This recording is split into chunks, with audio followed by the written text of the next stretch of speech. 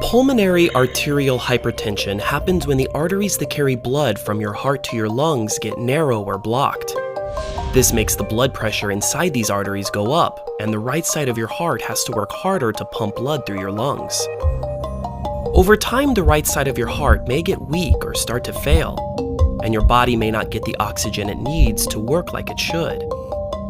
If medical treatment isn't enough, your doctor may recommend a lung transplant.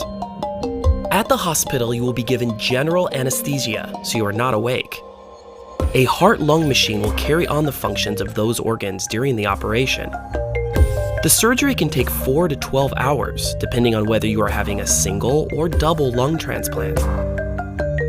During the operation, your chest will be opened between your ribs across your breastbone. The main airway and blood vessels will be cut, and your unhealthy lung will be removed. A healthy donor lung will be reattached to your airway and blood vessels. For a double lung transplant, your lungs will be removed and replaced one at a time.